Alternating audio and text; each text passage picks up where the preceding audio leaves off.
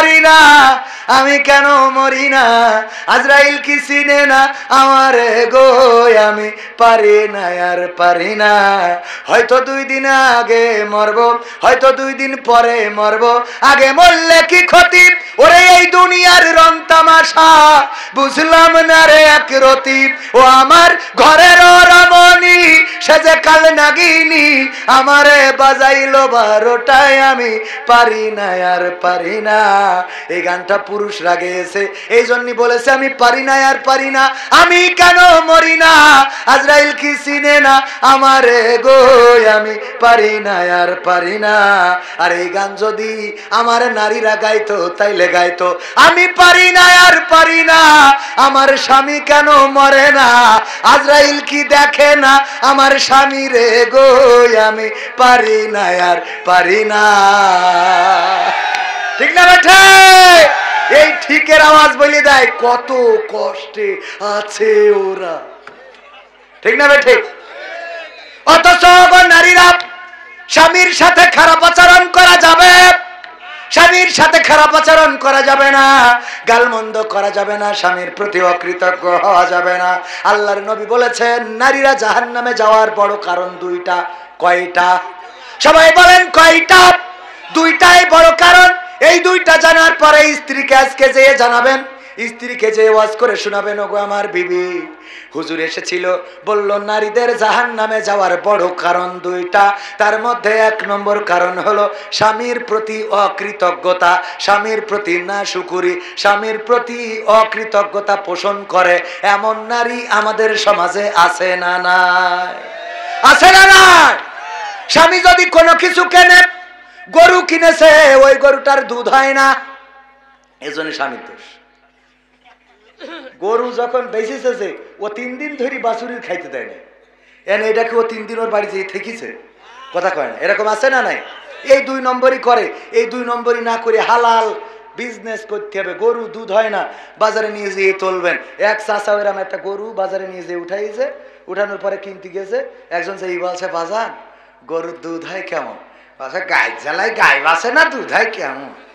মানে গায়ের অবস্থায় এত খারাপ যে ওর জ্বালায় ও বাঁচতেছে না, ওর দুধ হয় কতটুকু না। এই কথা বলে বিজনেস করলে কোনো হারাম নাই, বলেন ঠিক না বেটি? কিন্তু আপনি যদি বলেন যে খালি নিয়ে যান, আমার বউ তো দিন ধুয়ে পারে না, বালতি ভরি আরো 3 বালতি থেকে যায়, এরকম আছে না নাই? এখন এই গরুর দুধ হয় না, এর জন্য স্ত্রী গরু একটা কিনেছে, এই গরু তুমি খাও।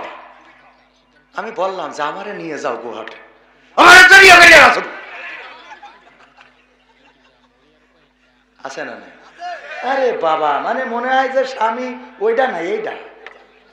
মাছ কিনেছে, এই মাছে একটু কাটা বেশি, ও তাও ওর দোষ, ও মাছ বানায় নিয়ে আসবে। ওল কিনেছে, ওল রান্না করিয়েছে, তো গাল চুল করছে, তো চুল করছে, ওলের মধ্যে যে ইলিশ মাছ দিল ও খালু চুল করছে। আচ্ছা এর জন্য স্বামীর দোষ?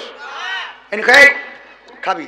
এই রে তুই খা, তুই খা, তোর এইগুলো গাদা লাগবে, আছে না নাই? স্বামীর প্রতি অকৃতজ্ঞ হওয়া যাবে না। আল্লাহর নবী বলেছেন স্বামীর প্রতি অকৃতজ্ঞতা পোষণকারী নারী জাহান্নামী। ওগো আমার মা বোনেরা, পর্দার অন্তরালে যারা, স্বামীর প্রতি অকৃতজ্ঞতা পোষণ করা যাবে না। যেটা কেনে তার চেষ্টা থেকেই কেনে, ভালোটা দেওয়ার চেষ্টা করে, কিন্তু দোকানদার যদি খারাপ হয় কিছু করার আছে নাকি? কিছু করার আছে? আমাদের এক হুজুর বলিল ভাই আমার বোর কোনোভাবে মন তুলতে পারি না, এই জন্য একদিন একটা বুদ্ধি করলাম। কি করলাম? বলছে আমি যশোরের দোলা টানাতে অনেক দামি একটা শাড়ি কিনে নিয়ে গেছি, আমি যাই কিনি আমার বোর পছন্দ হয় না, দামি শাড়ি কিনে নিয়ে যেয়ে ডাইনিং টেবিলের পরে রেখে বললাম স্ত্রী খাতি দাও। স্ত্রী খাতি দিচ্ছে আর চোখে খালি ওই শাড়ির দিকে তাকাচ্ছে যে শাড়িটা কার। এক ফাঁকে জিজ্ঞেস করেই বসলো শাড়ি কার এটা? বললাম শাড়ি কবির বিন সামাদ কিনেছে ওর বোর জন্য। দেখো দিন কালারটা কত সুন্দর, দেখো দিন ডিজাইনটা কত ভালো, রংটা কত সুন্দর, আর তুমি যা কেন তাকে পরা যায়। আল্লাহ তো তোমার চোখ দেয় নাই, 2টা মার্বেল দিয়েছে। কি দিয়েছে? 2টা মার্বেল। কি কেন তুমি? আমি বলে তোমার ঘর করছি, অন্য লোকালি বেলায় আব্বার কাছে আজকে ফোন করে বাবা নিয়ে যা। আরে বাবা, কানতেও সময় লাগে না, হাসতেও বাজান কান্না মানে কি? বলছে স্ত্রী তোমার কি শাড়িটা পছন্দ হয়েছে? বলছে পছন্দ হয়েছে বলেই তো বলছে। বলছে তোমার যদি পছন্দ হয় তুমি নাও। কবির বিন সামাদ তো করে জামাত ইসলাম, এখন পাওয়ার আছে বিএনপির, আওয়ামী লীগের নেই, বিএনপির পাওয়ার, ও জামাত ইসলাম করে, দরকার ওর কাঠি খুলি দেবো আমি, তুমি নেও এটা। শাড়িটা নিয়ে খুব খুশি হয়, আল্লাহ এত সুন্দর শাড়ি। অনেকদিন পরে শোয়ার সময় স্বামী বলতেছে স্ত্রী শাড়িটা কি সত্যি তোমার পছন্দ হয়েছে?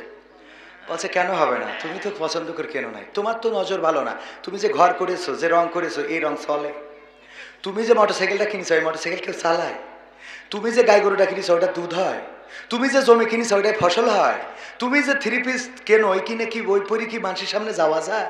কবির বিন সামাদ তার চয়েসটা ভালো, পছন্দ ভালো, মানে খুব পছন্দ হয়েছে। স্বামী বলছে দেখো হায়াত মৌতির কথা বলা যায় না, আজ মারা গেলে কালকে 2 দিন, সকালবেলা ঘুম ভাঙলে ফজর, না ভাঙলে কবর। আমার মনের কথাটা বলি স্ত্রী, আমি অনেক আশা করে অনেক বড় স্বপ্ন নিয়ে, তোমার কিছু পছন্দ হয় না এই জন্যে দড়াটানার HM সুপার মার্কেট নাকি HM মার্কেট থেকে খুব 2-5টা দোকান যাচাই বাছাই করে তোমার জন্য এই শাড়িটা আমি কিনে আনিছি, আমার ফিরানের পাখি। বলছে শাড়ি সত্যি সত্যি তুমি কিনে যাও? বলছে আমি কিনেছি তোমার খুশির জন্য। বলছে তাহলে এর রং থাকবে না, তাহলে এর ওর কি আজীবনে ভালো বানানো সম্ভব? আমার মা বোনেরা, এমন যদি হন চরিত্র চেঞ্জ করার দরকার আছে না নাই? স্বামী যেইটা আনবে, যদি কসুতি গালও ধরে, রান্না করার পরে বলবেন যে এভাবে গাল চুলকাইছে, হতে পারতো এর থেকে আরো বেশি চুলকাতে, এটাই তো কম চুলকাইছে, তাহলে স্বামী খুশি হবে, এই কথা বলা যাবে না। আবার এইটা নারীদের, হুজুররা মহিলারা কিন্তু পর্দার অন্তরালে খালি ছটফট করছে, হুজুর খালি আমাদের দোষ, ওরা যে ঝামেলা করে সেটা কিটা বলবে, আছে না না? স্ত্রী রান্না করেছে হয়তো তাড়াতাড়ির মধ্যে, লবণ দিতে যে হয় একটু বেশি হয়েছে না একটু কম হয়েছে, এই তো এরকম হয় না? হয় না? থালা ভয় দে, এই তোর ভাত খাবো না আমি, ভাত রান্না করতে কয় কিনা তোর, আজকে যদি আমি নিকে করে না আনিছি আমার নাম মকসেদ না, খালি নিকের হুম।